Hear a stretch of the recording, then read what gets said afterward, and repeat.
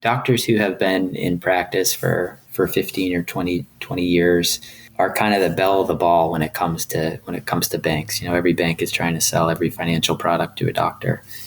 But it takes that period of time, that seasoning, for a doctor in the typical career arc in medicine to hit the metrics to be recognized as the belle of the ball.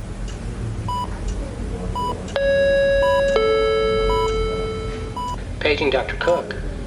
Paging Dr. Cook. Dr. Cook, you're wanted in the OR. Dr. Cook, you're wanted in the OR.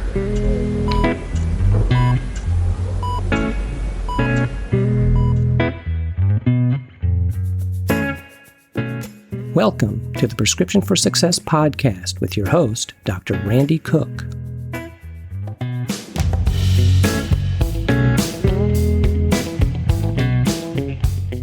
Hello, everyone, and welcome to Prescription for Success.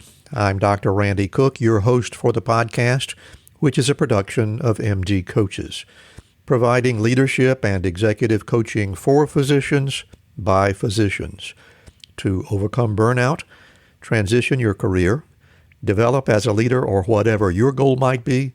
Visit MD Coaches on the web at mymdcoaches.com because you're not in this alone. And don't forget that CME credit is available when you listen with us. Just look for CMify in the show notes to learn how. My guest today is not only a practicing anesthesiologist, he's also part owner of a lending institution that exists specifically for the purpose of providing loans for physicians and dentists. The company is called Doc2Doc Lending, and one of the co-creators is with me today to talk about how that came about. So here's my conversation with Dr. Kenton Allen. I have a fascinating guest with me today, Dr. Kenton Allen, who is coming to us from up in Hanover, New Hampshire. Is that right, Kenton? Actually, I live in Portsmouth, New Hampshire, but I spent quite a bit of time in Hanover. So okay, yes, so now it's Portsmouth. Okay, I'm really looking forward to the conversation, Kenton.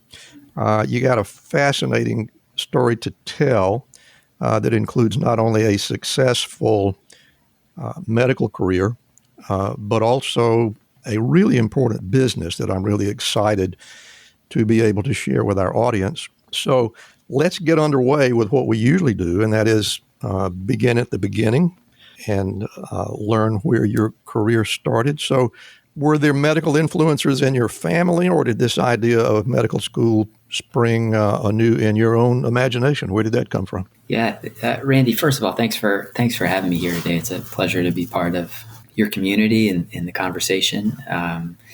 I did have some medical influence in my family. My mother was a nurse and handled everything medical within our family and extended family. Was kind of the point of contact for any medical advice or question. And so from an early age had an interest in medicine, and certainly admired her for the role she played in our family, and I think planted an early seed when it came to interest in having a professional career in medicine. And what about your dad? What was his field of endeavor? Yeah, no, my father was a fire alarm and 911 system salesman, and that was a family business started by my grandfather, and my father was one of seven, and I think all of the seven at one time worked within the family business, and the business is still in existence today. Now most of my cousins, as well as still some of my uncles, work there. So I was a bit of a black sheep for going in a different direction. I understand. I grew up in a family of athletes, so there you go. Let's talk about your education. When you matriculated at Holy Cross, so way back, had you made up your mind at that point that medical school was going to be it, or were you still in the decision-making process?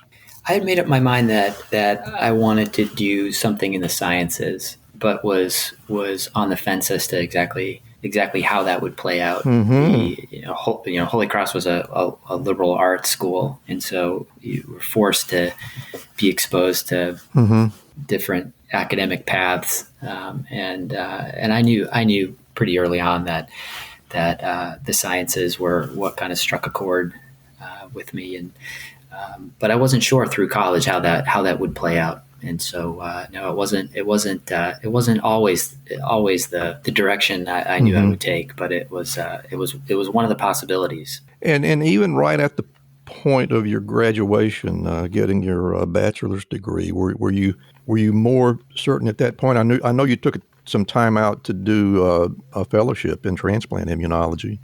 So were you still in the process of deciding? Was it going to be pure science or was it going to be medicine? What was going on?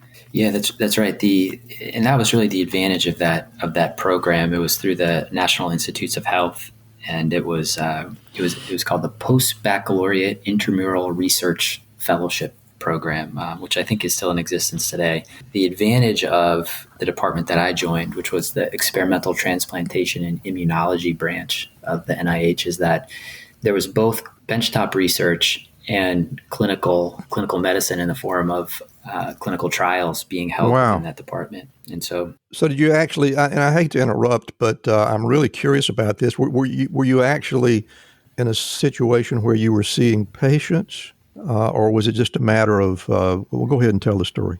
Yeah, so it was that's what attracted me to it. Actually, is there was the ability to have both experiences. So the department was ultimately responsible for experimental stem cell transplantation in patients who otherwise had failed all alternative therapies for their cancer treatment, and so patients were physically at the NIH going through these stem cell transplantations, but the studies that were being done and the research being done within those clinical trials was benchtop research. So the department had both a full laboratory, and part of my responsibilities were to run the various assays on the patient cell lines, but also we rounded on the patients, and so there were MD clinicians as part of the team, and there were PhD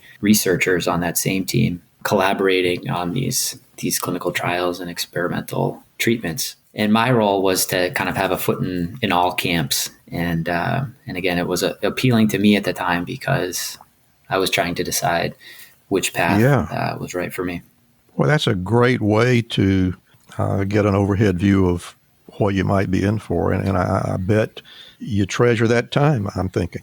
Yeah. The decision point in my mind at that point in my life was I had seen the benefit and the personal satisfaction that could come from looking a patient in the eye and making a decision about how to care for their health and their condition, and found that rewarding. But in a different way, was really excited by the ability to do research that would impact tens, hundreds of thousands of people on a global scale. Yeah. I wasn't sure which one of those I wanted to dedicate my career towards. Well, let's talk about how you progressed from there. You did indeed enroll in medical school at Dartmouth, but you really got yourself into a truly unique program. I don't think Dartmouth is the only program in the country that does this, but it was not just medical school, it was business school. And it took not just 4 years, but 6 years, right? After that experience at the NIH, decided I wanted to go into clinical medicine. That was what struck me the most as being impactful and meaningful to me personally. And so I did go to Dartmouth Medical School, and it was right at the time that Dartmouth as a whole was trying to build a dual degree program. So they were actively recruiting medical students to matriculate in this dual degree program at the business school, with the thought that healthcare leaders would benefit from a business understanding. And it was really received in different ways by different people. Certain people felt as though going into business in addition to medicine was sacrificing clinicians in training future administrators. And other people felt that a business education would be a stepping stone to be a clinical leader. And so people weren't jumping at the opportunity in our medical school class to be part of that program. But ultimately I did. And certainly it was a major influence in my career. Can I ask you at that point, we make all kinds of incredibly important decisions when we have seen very little of what the world has to offer and what the challenges are going to be like. But as you moved into that situation where you knew you would have both a medical education and a business education, what did your vision for the future look like at that point? And then later on, I'm going to want to know if that changed over time. The reason that program was appealing to me was because I still had a desire to be impactful on a 10,000 foot scale, in addition to the direct patient-to-patient interaction. And I had the fortunate experience of having, as one of my medical school classmates, a survivor of the Burundian genocide, who was really inspirational to me. He was born in Burundi and was going through medical school there and was in his second to last year when the genocide occurred. And the genocide in Burundi was the same two groups that experienced the genocide in Rwanda. And it was a very kind of similar experience for Burundians, but wasn't as widely recognized globally. So as the remainder of the class were going through first year of medical school and studying for anatomy and physiology, tests and exams and practicals, he was spending his time going down and testifying before Congress, asking for additional aid for his country, and wow. And it made what we were going through seem as though there was more work to be done on a global level, and it kind of opened my eyes to that. And really, his story was really amazing and worthy of a conversation in and of itself. After Tracy Kidder ended up writing a book about him, how he escaped the genocide and ended up going to learning English and going to Columbia and then came to Dartmouth for medical school. What he's been able to do in Burundi has been really amazing. I bet. But it did inspire me to want to have that 10,000 foot impact. And in learning through him, it opened my eyes to the fact that people who were making some of the most impactful differences at that level were people who understood how to utilize a fixed number of resources to have the greatest impact for the most number of people. Mm-hmm. And that wasn't necessarily a skill that was taught in medical school, but it was really foundational to the understanding of business. Yeah. And you actually spent some time in Burundi yourself, did you not? Yeah, it was after my third year of medical school before starting business school. And we went, my wife and I both went over, my wife's a nurse.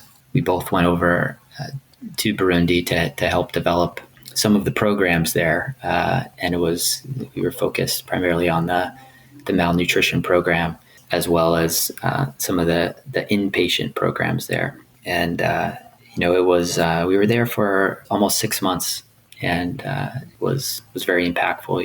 It's a completely different type of medicine that's practiced, but it's also rewarding in a way that I think a lot of the medicine in the United States has ceased to be. Today's episode is brought to you by Doc2Doc Lending. Doc2Doc provides match day loans of up to $25,000 to fourth-year medical students and current residents. These loans are designed to help students cover personal expenses, such as moving costs, housing down payments, and living expenses before and during residency. With fixed interest rates, flexible repayment terms, and no prepayment penalties, Doc2Doc Match Day loans provide financial flexibility and allow students to focus on their exciting journey towards becoming a physician. Doc2Doc was founded for doctors by doctors. They understand the challenges and hard work involved in becoming a doctor, and they support doctors throughout their careers.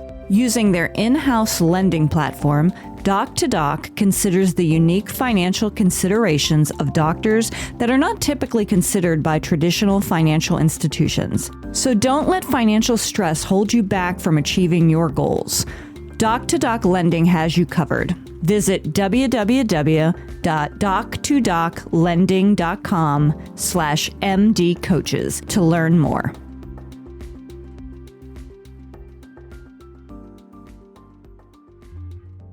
Hi, I'm Rhonda Crow, founder and CEO for MD Coaches. Here on RX for Success, we interview a lot of great medical professionals on how they grew their careers, how they overcame challenges, and how they handle day-to-day work. I really hope you're getting a lot of great information. But if you're looking for an answer to a specific problem, management or administration challenge, or if you're feeling just a bit burnt out, like maybe you chose the wrong career, well, then there's a faster way to get the help you need. No, it's not counseling, it's coaching. RX for Success is produced by MD Coaches, a team of physicians who have been where you are. I know you're used to going it alone, but you don't have to. Get the support you need today. Visit us at mymdcoaches.com to schedule your complimentary consultation. Again, that's mymdcoaches.com, because you're not in this alone. We'll get back to our interview in just a moment, but right now I want to tell you a little bit about Physician Outlook. If you haven't discovered this remarkable magazine, please do so very soon. It was created by physicians, for physicians, to showcase the intersection between clinical and non-clinical interests. Whether it's writing, painting, cooking, politics, and dozens of other topics, Physician Outlook gives a physician perspective. It's available online and in print. It's really unique among physician lifestyle magazines. And like the Prescription for Success podcast, Physician Outlook amplifies the voice of any physician who has something to say. It also engages patients who still believe in physician-led, team-based care. And Prescription for Success listeners can get 3 months free when you enter our promo code RX for Success and select the monthly option at checkout. That's a really great deal on this stunning publication. And now let's get back to today's interview. I want to move on to find out a little bit more about something that I would never have guessed that a person with your background would have any interest in. You and your partner, Swati Marshall, have started a company called Doc2Doc Lending. And what a brilliant idea, what a wonderful service you're providing. But I'm going to sort of let you speak on your own for a moment and tell us how all that came about, what was the nidus of the idea, and how's it going? It certainly wasn't the plan to when I went into medicine to start to be a banker, a financial technology company, exactly. But it was born out of my experience as an early career physician and shared by Swati, who also is an anesthesiologist. We were co-residents together in Boston. That's how we met. And our experiences we found were experiences that were shared pretty widely. And, to share mine, when I graduated medical school and business school, I had $225,000 worth of student loan debt. Mm-hmm. I told you I was recently married, and my wife and I had our first daughter my last year of those 6 years at Dartmouth, and we had our second daughter during residency while we were in Boston. And when we moved to Boston, I carried that debt, and my salary at the time was $54,000 a year. For people that know Boston, the Longwood hospitals are close to Jamaica Plain, which is at the time was not the best neighborhood, and so we had an apartment in not the best part of Jamaica Plain, but still our rent was over $2,000 a month. And when you did the math, it was challenging for me to support our family on my salary, and certainly even more challenging to try to continue progress on our personal and professional goals. And so we were in the position of needing to make a decision of either supplementing my salary or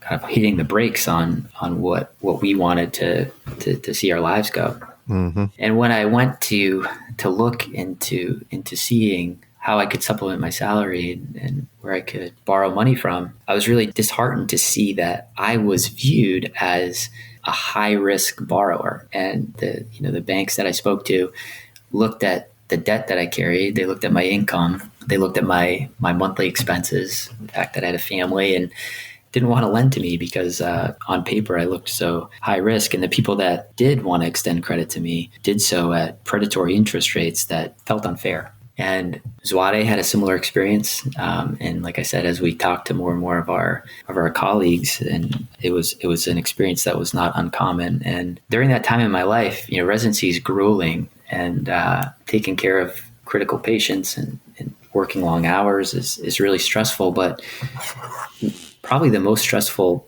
part of that experience, that time in my life, was related to the financial component of life as an early doctor. We were pretty close to qualifying for free diapers and free formula for a while during my residency. Yep.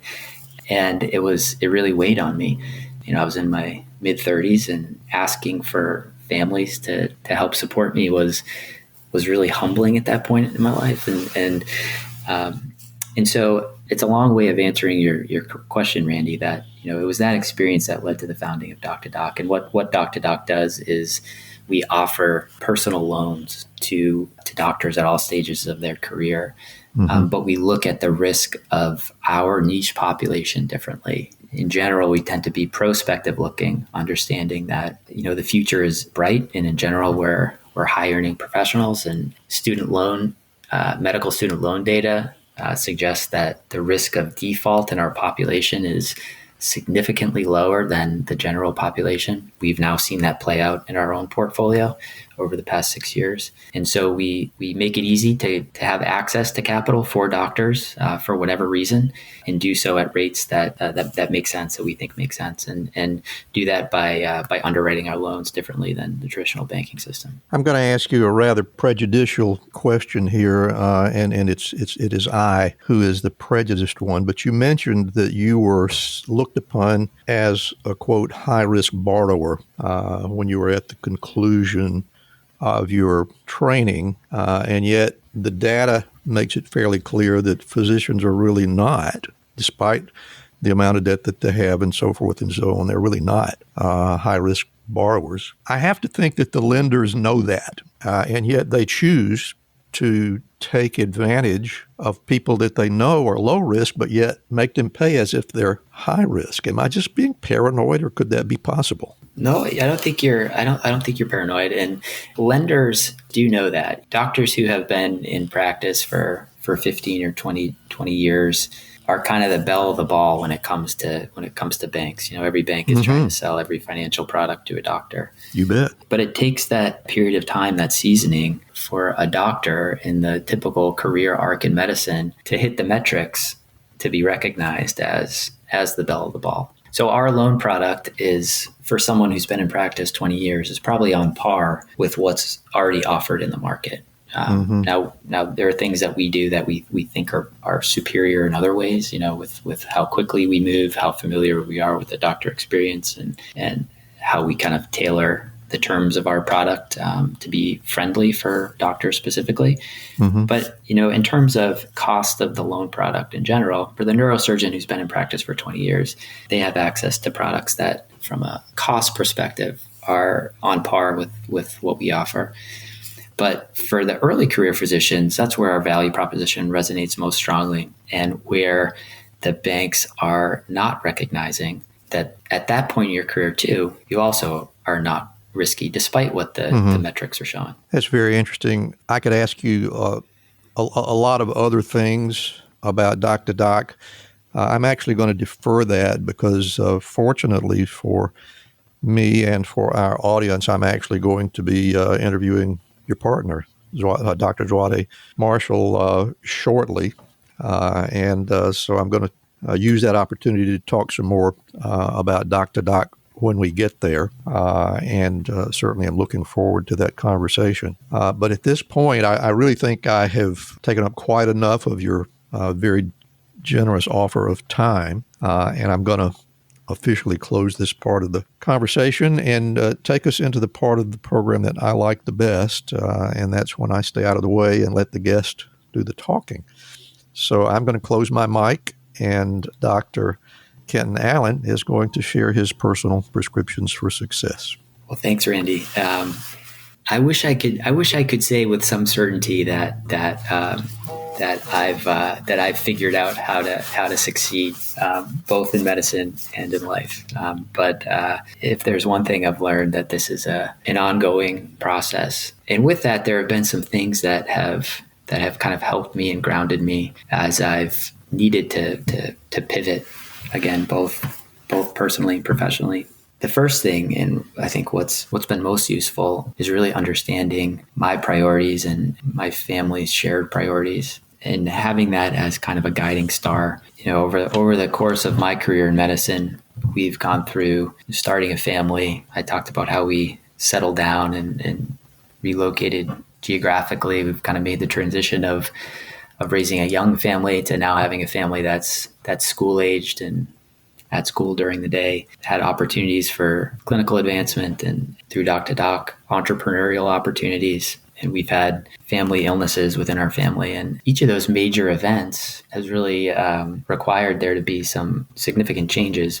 But understanding what my priorities are and what our family's priorities are has been really grounding in helping to work through those, and when to say yes to an opportunity and when to say no to an opportunity, which sometimes can be even harder than saying yes, and also how to balance personal and professional goals. And I think those priorities are going to be different for people to people. Speaking with my co-residents and colleagues, other people's priorities aren't the same as mine, but knowing what yours are, I think, can be really valuable, and doing that earlier rather than later can help ensure that the career path that you go down is one that's going to be rewarding and not one that is a source of frustration in your life, which ultimately I think is the measure of success more so than any other measurement. The second thing I think that's been rewarding for me, and again, rewarding being the ultimate measure of success in my mind is finding a way to give back and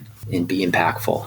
And for me, through Doc2Doc, kind of smoothing the path that I walked for the people who are walking the same path behind me has been tremendously rewarding, and both professionally and personally. The other way I make that impact is through the New Hampshire Medical Society and some of the advocacy that causes change on a 10,000 foot level, and having that balance the day-to-day clinical interactions we have has really made for what I feel is a career I enjoy and continue to want to be part of. And so, summary, those two things: understanding what your priorities are, and secondly, finding a way to give back in a way that's personally rewarding. Again, those would be my suggestions as to what treatment for success would be, but it's with the caveat that I certainly haven't figured it out myself, Randy. Well, there is a lot of wisdom there. Know your priorities and find ways to give back. Sounds like you have identified your priorities very well and have made yourself a fairly profound contributor in many ways. Ken, it has really been a pleasure having a conversation with you today. Before we leave, I want to give you an opportunity to tell our audience where they can find out more about you, where they can find you, and how they can find out more about Doc2Doc Lending. Doc2Doc Lending. We have a website that has a pretty robust description about our company and our philosophy. It's DocLending.com. And the best way to be in touch with me is via email. And Randy, my email is just Kenton, Kenton, at Doc2DocLending.com. Again, DOC, the number 2, DOCLending.com. Dr. Kenton Allen, co-creator of Doc2Doc Lending. I have really enjoyed this conversation, and I thank you so much for taking the time to be with us today on Prescriptions for Success. Well, likewise, Randy, and thank you for the invitation. thank you so much for listening with us today. We hope you'll help us reach more listeners with your 5-star rating, and also visit our Patreon page for membership-only material like personal rapid-fire Q&A sessions with our guests. To be sure you never miss an episode, just visit our website at rxforsuccesspodcast.com to subscribe. And while you're there, check out our companion podcast, Life-Changing Moments with Dr. Dale Waxman. Both podcasts make you eligible for CME credit from CMify. Details are available on our website. Special thanks to Ryan Jones, who created and performs our theme music, also to Clausen Solutions Group, who edits the show. And remember, be sure to fill your prescription for success with my next episode.